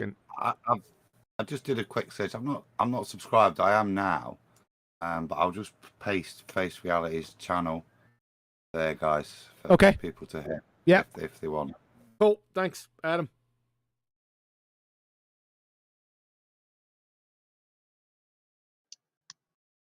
So. Nothing left. Like I said, this is a dancing and laughing on their graves argument. I love it. I really do. That's where there's no counteract. Yeah, but like I said, you have to know what you're doing. You have to put the time in to understand what Coriolis effect is. You got to know it because you're going to get hit, especially if there's a lot of people around and you're not arguing with just one's bad enough. That's just making shit up. But if you have more than one, they're going to get you off your game so fast that it's going to make your head spin. The only recourse that you have is to understand what exactly is the Coriolis effect and always bring it back to that. Don't lose your position. Don't lose your wits. Always bring it back to what is it. And make sure the audience knows what it is too. An illusion? That's part of it.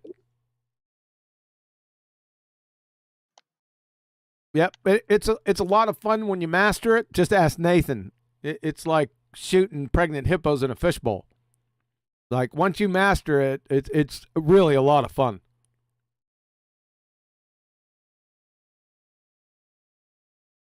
Oh, you guys want? I forgot. You guys want me to destroy all this nonsense without the Coriolis effect to begin with? It takes 18 seconds. What? Yes. Want me to try that? Do it. All right, here we go. Let's put this up. All right. So, this video is a time lapse, and it's shrunk down to 18 seconds. I think it was a half hour, 45 minutes, an hour. I can't remember. It's been so long though. It was done by a gentleman in 24/7 Flat Earth Discord.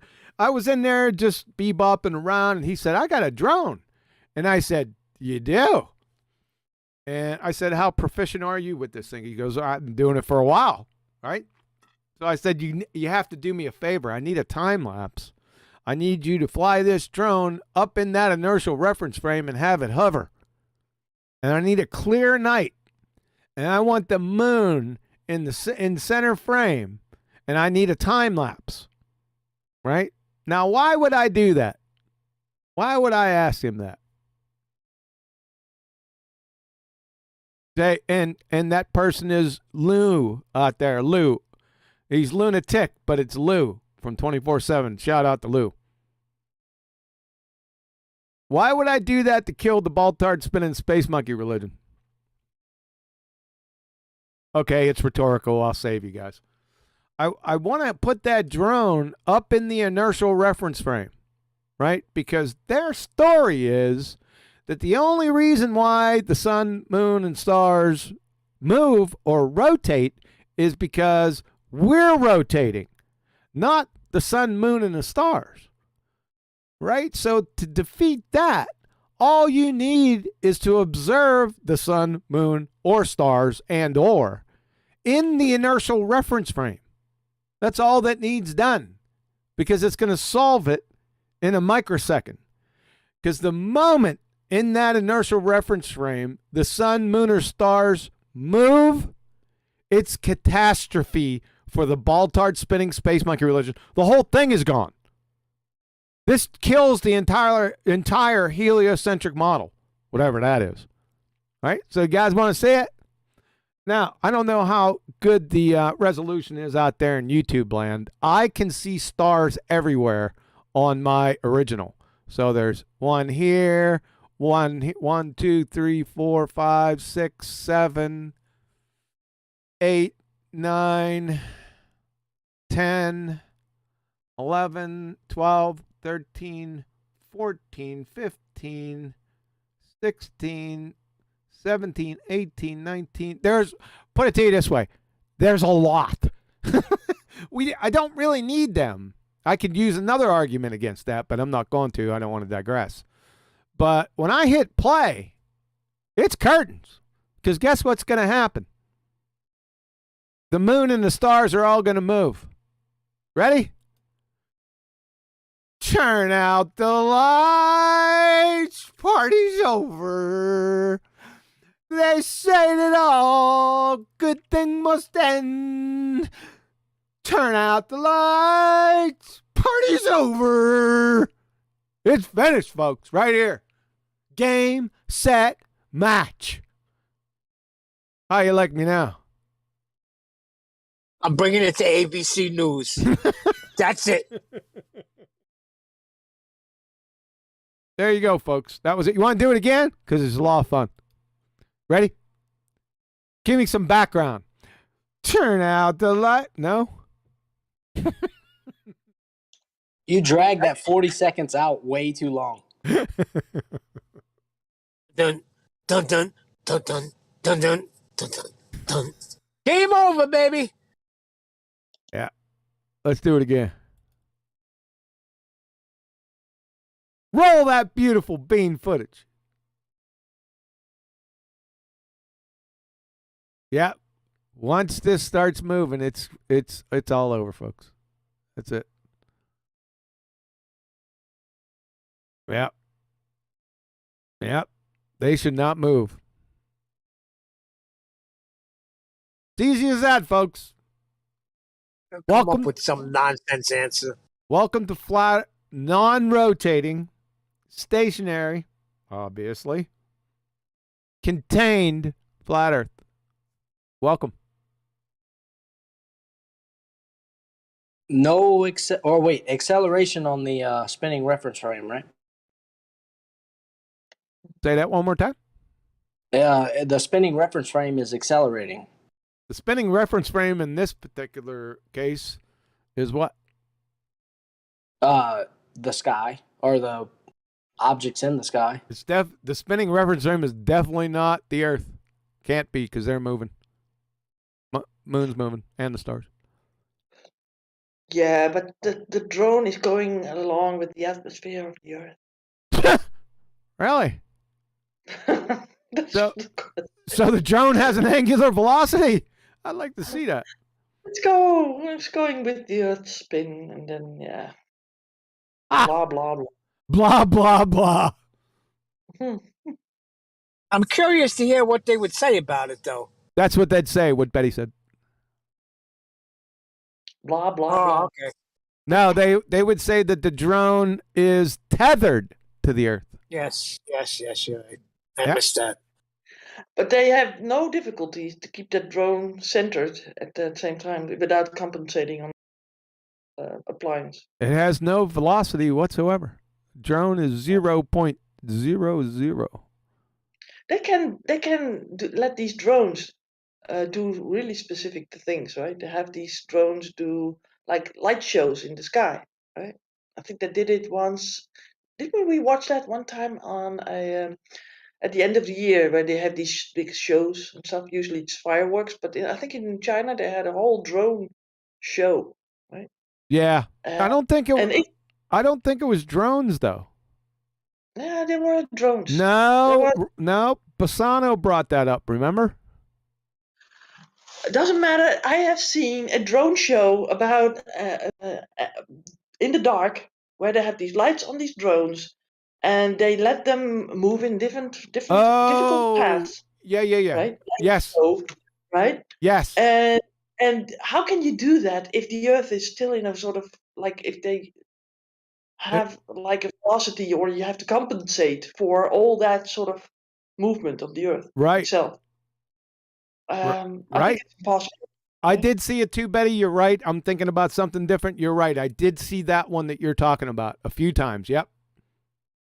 So how can you do that if you have to compensate for every little drone and thing? And I mean, it will be impossible, right? Yes. You couldn't do it. That sort of yeah. So that's why it's stationary. They might have difficulty with wind, maybe, but the rest, not so much. Wind. They can't have wind on if the atmosphere, which is a contradiction in terms, is rotating with the Earth. They can have wind. I'm sorry. I'm mistaken.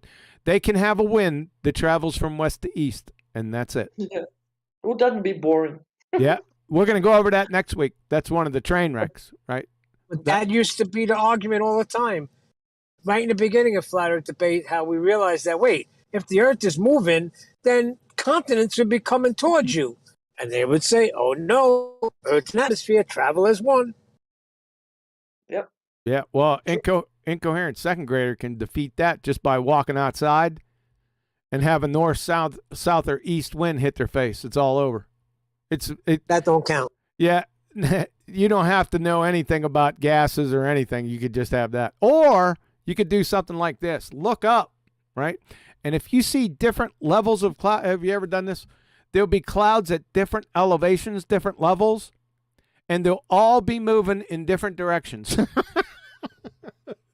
Right? It's really cool when that happens. Has any of you guys seen that before? Yeah. It's done. Obviously. Yeah. You know what I'm just thinking about? You have these mind your step things in the airports, right? If you sort of an escalator, but then flat, Yep. right? Yep. And it moves towards you, and you walk, and then you. Why wouldn't it sometimes feel like that? That when you're walking in the right direction from the spin of the earth, that It you like should. be faster than you. And if you were the other way around, it like be going slower somehow. It should. And if you go sideways, you need to compensate the whole time for it. You can walk really fast on those things. I like picking it up. If you start running, you got to be careful, though, if you run too fast. Yeah. They got Well, a nice one in Atlanta. I like the because they also here in Schiphol where they say mind your step, and then still people have like stumble over the end. Yeah. Is there not a famous quote from a baller? That's why children take 2 or 3 years, their vestibular system takes 2 or 3 years to adjust to that. And that's why they fall over as toddlers. That's why they can't talk and throw up for the first 18 months. Yeah. Too funny. Yeah. The final bit of that is but because they come out of the anti-gravity effects of the womb. We need to have that in the Did school. somebody really say that though? Yes. Kidding me? Now wait. It wasn't just somebody. It wasn't just your average skank and foul baltard. This was a medical doctor. But who? I'll have to go search for it. Hold on. Just like Nathan wanted that pilot sacked, we need this doctor sacked. Oh, you know, we don't want to be like Mr. George, right? Speaking of George, the Jetsons had moving sidewalks everywhere. We're behind. We only have them in a few airports. Yeah. All right. It's Dr. John Wallace. He says, and I state, babies also cannot walk for 12 to 18 months due to adjusting to the spin of the earth. That's why we throw up and can't talk until about 14 months.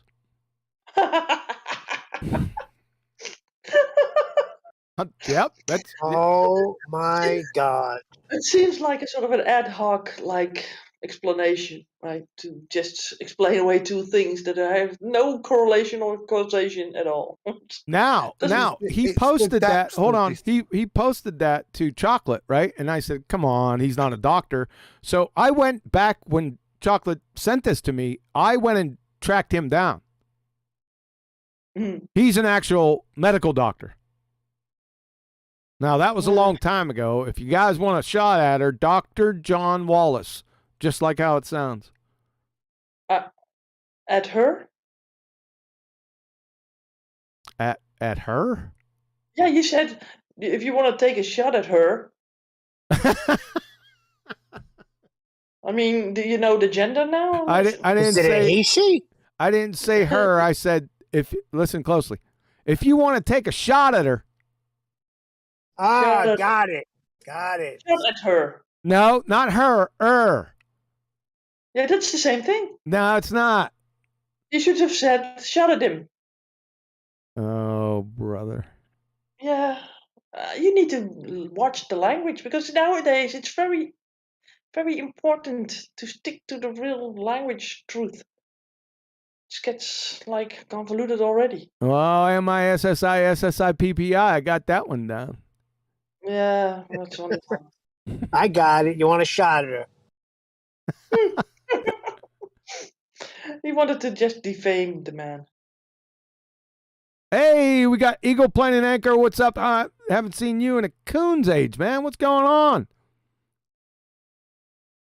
He's a friend of the channel, and he's out there. I ain't going to tell you where he is, but our favorite Marine is out there in the world dealing Yeah, you need to shout out your patrons sometime soon. Yeah, because that remind me next week. Yes, I do. Especially now, since we're in friggin' La La Land, right? With all the massive inflation, I don't want to get off on that topic, but yeah, they're stalwarts, man. We'll get them next week, Betty. yeah, okay. Well, meanwhile we got a super chat from. Of course, we wanted to have one of his. Unitox famous, Sasha. He says, "My daughter started to walk with 14 months." Well, there's a direct correlation. Nathan's only giving us 15 minutes. His show starts on the hour. Ah, okay. Well, he did a short one. Usually he puts a whole slew of words there, but now it's just a link. Huh? Yeah, let me hook him up 1 second. You have to pin that. Oh, Yeah. there it is. Another one. You need to pin that one. Starts on 15 minutes. I think I got the first one. I think I'm good. Hopefully, otherwise he will enter into the chat. Who's Nathan? He's the one that says, "Shut up, Neil." You know something? That bothered me because I was the only one really holding my tongue. I was throwing a few things in here and there. And of course I get yelled at. You take it well though, man. That's really good. But more power to you. And he comes back. I wear it as a medal of honor. Because Neil bites his tongue so much during those interactions that I know it's just paining him not to say something. So I yell at him. No, but that particular day, Nathan was being a bit of a ball hog. There was a lot of wolves out there. Chocolate was salivating. Brian was salivating. 10th Man was gallivanting somewhere. I don't know where 10th Man was. But everybody wanted a piece of him. Hey, let me give you a bit of advice. When he gets in, because that was the Coriolis argument with the numpty dipshit pilot. Let me give you some advice when he gets into the meat of Coriolis effect argument. Stay on mute? Don't even say any. Don't let him get it out. It's therapy time, right? It'll be hours, but let him get it out. That's the problem. He got it out. That was around the 7th or 8th rendition of this guy not realizing it's a freaking optical illusion. But is that one that's the one going to play tonight? Because isn't that the one where it's going to be quite a good one? It's the one where me and Brian have a good retorte about Coriolis. I don't think so. I think he already played that yesterday. Not yesterday, Sunday. Yeah. I think that's the case. Maybe, I don't know if he's still here. Maybe you can comment on it. I think it's Sunday. He already played it. Went on a bit in the after show, didn't it? That's what I remember. So maybe it was then. Were you I'm looking for the one where you call Brian a plum. You plum? Is it that one? No, I don't think it is. I don't think it is that one. I know which one you're talking about. Is that the same? I don't remember hearing that Sunday though, because I listened to it over again.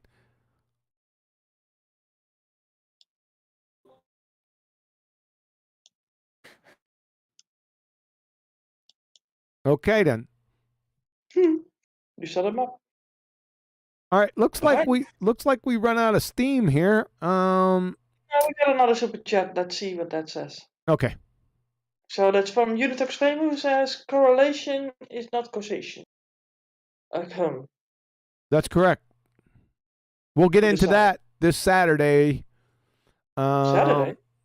Say again? Oh, with the scientific method, of course. Yeah, scientific method. We already touched on that last week. Specifically, correlation is not causation. It might pop up again. I told that to my parents as of late. Would they really listen? Yeah, I had said something. There was some topic that came up, and And I told them about the whole that they could be scientists. That scientism, that science is not just sort of only for a couple of elite people, right? Like priests that are now in the news all the time. And I said to them, you could be a scientist if you method. And I said, well, and then you have to see what the causation is. And then I talked about what your famous example with a rooster crowing at dawn to wake up the sun, right? That's copyright. Yeah, well, I needed it, so I took it. Isn't that the But best? I told the source that you were the source. No, you didn't. Yes, I said my dear American friends. That's for me. that. Stop right there. That did not happen. Okay, say that for sure. I did say that.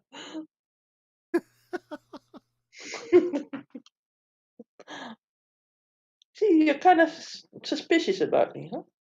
You Trying to think that- say, oh, wait a second. Your dear American friend, like saying, now all Americans are stupid because I have this one over here named Quantum Racer, and he's the smart one out of all Americans. No truer statement have ever been spoken. Oh my God! I think he can end the show now, guys. He has reached self-actualization. You like that one too, huh? Mm-hmm. Yeah, I think you can't get any higher than this. No, it happened. I reached self-actualization. It's been happening a lot with different content areas. I went out to shoot the other day. I haven't shot recently because it's been over 40 degrees Celsius here. Right? We got a heat wave. It's been too hot, but last week I was out there shooting. Just want to let everyone know. It's the first time it ever happened. So I've been shooting since December, right? Going out there. So I went out there and I warm up about 15, 20 arrows, just like maybe 12 yards away. I'm not trying to do anything, just trying to get warmed up. Nothing remarkable about it. I stepped back to 35 yards. I drew back, put the pin on the target, and it didn't move at all. Nice. It kind of scared me for a second, but then I quickly overcame that and started launching smoke wagons. Just center punching for about 2 hours. It wasn't moving. I said, oh, I could get used to this. Poof, poof, right? The next day I went out, I lost my self-actualization.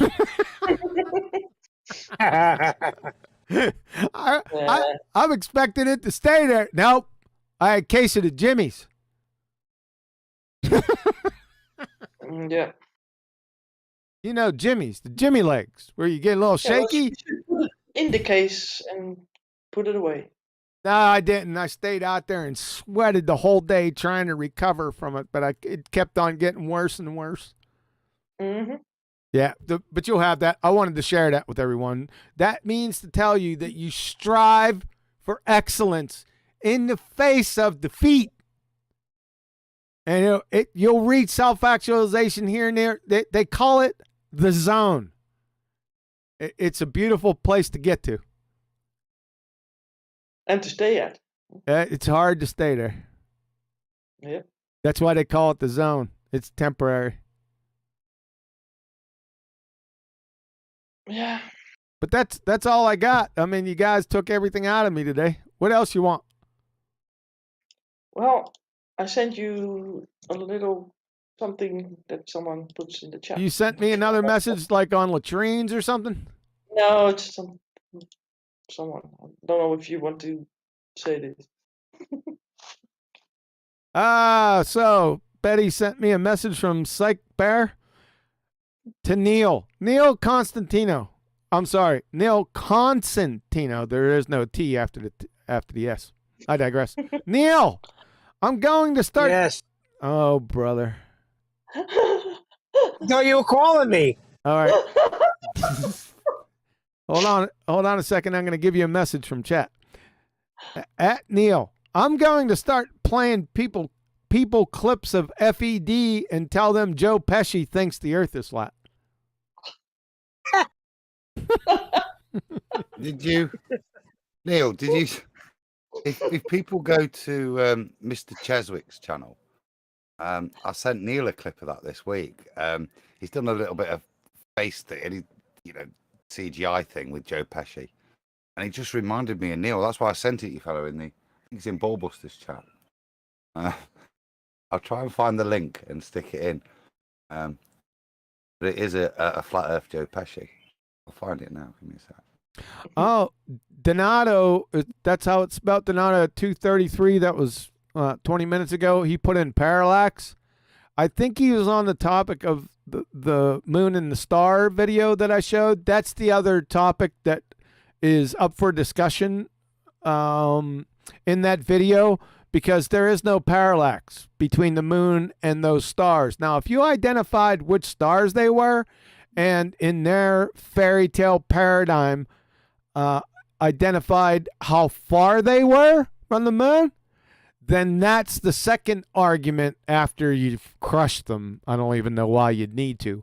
However, that's the second argument attached to that, the moon and stars in the inertial reference frame. Just wanted to let everyone know.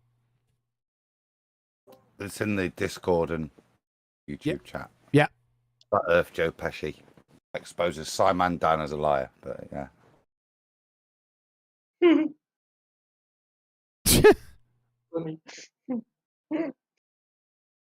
All right, Betty. Yeah. Let's go ahead and Are we wrap it there? up. Yeah, go through them. Let's wrap it up. Wrap it up. Clean up the latrine. Oh, brother. I'm sorry. You're forgiven. What? You're forgiven. Oh, good. Matt Well East, you have any comments on the Coriolis effect? On this topic? On what we talked about? If the ground is turning under anything, then it is turning under everything. Wisdom and worldview. If you don't have some, get some. Nice and concise. Thanks. All right, Neil. Neil, are you there? He's grinding on something. Yeah, he's hurt, I think. Not hurt. Yeah. Yeah, hey, those New York guys are tough. I'm telling you, you can't rattle 'em. He's calling his mafia friends now, I think. Yeah, he's looking for retribution. That's what you got to be careful with those guys with. Mhm. He's not cowering in the corner or anything. I tell you that much. He's off placing a horse's head in your bed. But Yeah, exactly. All right. Person in here, Twad Wazzle. I've seen you before. Yeah, hello. Hey, hello. Yeah, You I just got wanna? a little story. The other day, my lady and I were sitting out the back having a smoke in a room with a lot of windows, and she pointed out a jet with a long trail went from the horizon, and I said to her, if the Earth was moving, well, that jet trail would appear to be moving towards you, towards the west. And so she sat there real still and lined it up with the grill in the window screen. And she said, "It's moving east." You couldn't tell it was moving, like just to look at it, but she sat there real still and just lined it up with a reference point and went, "Well, it's moving the other way." So there's a little story for you. Interesting. Well, they have winds. Right? but the explanation in a ball world is that pocket of particular clouds and that is, it's not moving 100 miles an hour that way in their world. It's moving 1,000 miles an hour that way, the rest of the air around it. But that's only going 900 miles an hour. That's why you see that. And that's what John was saying earlier. Let them talk and let them explain it. Because when it comes out the mouth, it's there in their heads. They'll get to the realization of the dynamics that they're describing. let them do it. Don't give it them. Because when that dawns and they say, yeah, the plane's actually going 700 miles an hour backwards, they're done. Oh, yeah, when the plane flying backwards, that's pure, unadulterated self-actualization. Those clouds are the same thing in their world, because the dynamics of what they're describing are just farcical, laughable. You know? I got someone in the chat saying, well, wind is formed by pressure, not rotation. Hey, again? Wind is formed by pressure, not rotation. Oh, differential and pressure. Yes, that's correct. It's a Kumu virus, John, who said he's going to join in a second. He reckon. Oh, no. Oh, no. Yeah. Well, he's correct, right? But he thinks that that's within, that explains away the different winds at different altitudes, whatever, I suppose. Within the rotating atmosphere with the Earth. He says he's coming to Discord to see if anybody wants to talk about Coriolis. Oh, no. If you ain't been paying attention to QE's presentation, then we ain't talking to you. You tell him, Neil. Exactly. All right, another super chat comes in, 2 of them. Actually. Sweet. So we got one person that hasn't had added a message, but he posted a super chat, and its name is Mike808. Yeah. And got one from Face Reality again. He says, internet issues. I'll let you and everyone know that when my new video comes out. Keep up the excellent work. He says. I've put the link again straight underneath that super chat, so people, if you want to subscribe to Thanks, Adam. Reality's channel. Yeah, So. appreciate that, Face Reality. And Mike808, he does that too. He contributes without saying anything. I appreciate that, Mike. Yes, nice. All right. So I think we got everybody. Platter is on deaf mute, so we can't ask him anything. So you can round out the show, I think. Yep, I think Adam is you didn't get Adam? I thought that this last remark was kind of the... Oh, you thought that's it? Is that it, Yeah, Adam? well, maybe not. Sorry, Adam. I'd like to go to Leviticus. I knew you would do that. No. I knew that's why I'd let you do it, so this is what you get. Nasty.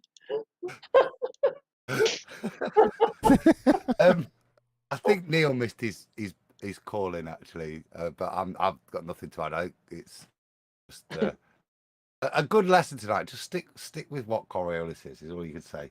Just remind them, put everything in the correct reference frames, and then let them explain it. Yep, that's the best way, as you said, John. Let them talk on this. Yes, sir. Betty. All right. Yeah. Yeah. Well, I'm trying to compile another set of how do you say that, presentations, but I have not finished yet. So I've tried to snip them up in little pieces, hopefully, or little enough, so that we can. When the weather doesn't want to go along with the bow shooting, then I can maybe get a word in. You missed your chance this week because it's absolutely horrific out here. It's just too hot. You'd rather be at your air conditioning. Heat at air conditioning. We talked about that many years ago. Mm-hmm. We're really cracking ourselves up with that one. Yes, ma'am. Yeah, that's an inside joke, folks. You had to be here. It was it was pretty funny. Okay, is that all, Betty? Yep. All right. Thanks. Thanks for the panel out there. Hopefully, you guys out there in YouTube land got a lot from this. I think I slowed down enough, right, to go ahead and explain step by step. There's not a lot of steps. I just established what the Coriolis effect is, which is the most important, and just gave you an example I shifted from what the Coriolis effect is. If the Coriolis effect exists, then its necessary conditions that afford the existence of the Coriolis effect must exist also. And I use those conditions to attack. Right? It's just that simple. Because then you have logical consequences and continuity issues. If this is true, then that must be true, right? And direct connection. So it's subtle. I would suggest, like I said, it's a lot of fun. If you know what you're doing, not too many people do, in my experience that I witnessed, but you have to put the work in and you have to practice it. You have to get in with like 6 people hitting you up all at one time to really test yourself. But it's well worth it, folks. I'm telling you. You get people, and I'm going to give you another example of it. My self-actualization with the Coriolis effect. I'll give you a down-to-earth example here in a second. I'll play it again. I played it in the beginning. For this week, Saturday is BALLBUSTERS. So we're going to be going over it. I think it's the 3rd iteration of natural science and the scientific method. So be hooked up with that. The Coriolis effect is not over either. I just went through half the presentation because it's a bit long. We'll hit up on what Betty has said about the Foucault's pendulum. We'll hit up hurricanes. You know, the typical non-sensory beluga whale stuff that they come out with. It's going to be hilarious. So tune in Saturday and next Tuesday, and I'll leave you with planes flying backwards. What do you think about that? That's rhetorical, by the way. Hang in there. I'll see you next time. Out. This is Danny T. Truther, 1 November 2019, 24/7 2.0 Discord. I agree that projectiles are a pretty bad example of Coriolis because there just wouldn't be. There is no a Coriolis significant effect. of an example. But what about ones where they do it with like fluids? Like what There are the is no best? Coriolis effect. Were you talking Because about if your there flushing your was- toilet, okay, Danny? Wait a second. You Not defined the it. toilet. Not the toilet. No, I didn't say the no. toilet. Hold on a second. Do I got to put you on mute again? Do it. You already defined the Coriolis effect correctly. Well, kudos to you. You're the first baller that you must have been listening to that Nathan Oakley Hangouts for a while, so you got it. So if that be the case, see, my argument isn't the Coriolis effect. My argument is the Coriolis causes, right? If the Coriolis causes are true, then a flight from North Carolina, Charlotte, to LA on the same latitude line, roughly, traveling at 500 miles per hour would take 1.5 hours straight flight. Why does it take 4.5? That's a good point. Am I on mute still? No. Okay. So when the airplane lifts off from the runway, it's let's say lifts off going 500 miles per hour, which it doesn't, but Let's say it's let's say, hold on a second. Let's say the runway is facing west. Yeah. Okay. Okay. Exactly. Even simpler. Yeah. Okay. So if the Earth were spinning at 1,000 miles per hour, and it lifted off 860. I'm sorry. Right. Sorry for interrupting you. At that latitude, it's 860 Okay. miles an hour. So at 860, so then it would be going 1,360 No, it wouldn't. in a reference frame with respect to the Earth, in a reference frame that was outside of Earth. Wait a which no second. one The lives in. plane. Hold on a second. Takeoff speed is about 175 miles an hour. So Okay. the Earth is spinning from west to east at 860 miles an hour. Right. Right? Are you saying the plane is going backwards? Well, not on Earth. No. When it takes off? If it was No. conserving momentum, right? Right. Yeah. If it was conserving I got momentum. you by the balls. No. You're right. You're actually right. If you're conserving momentum The ball. and you were at a stationary point in space, which nobody is at, No. then yeah, you would see the airplane and the Earth passing you by, and the airplane's actually going. Yeah. Go ahead, say it. That would be correct. Say it. Well, it's Say no it. different. Okay, can I give you an example? I know this is if No, I'm no, in a no, car. no. We're on my example. Say it. If the person is standing, if the person is in the the inertial in the reference frame. Hold on. yes. I'm gonna have to fucking mute you.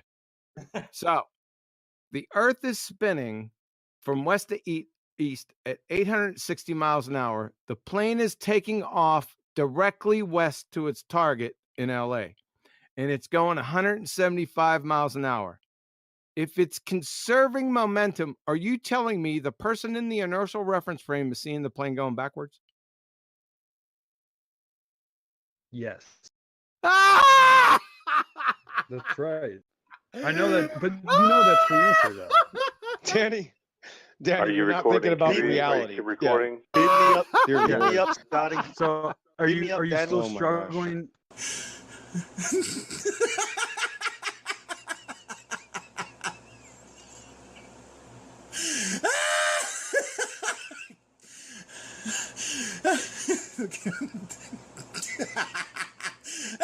Shit, hold on.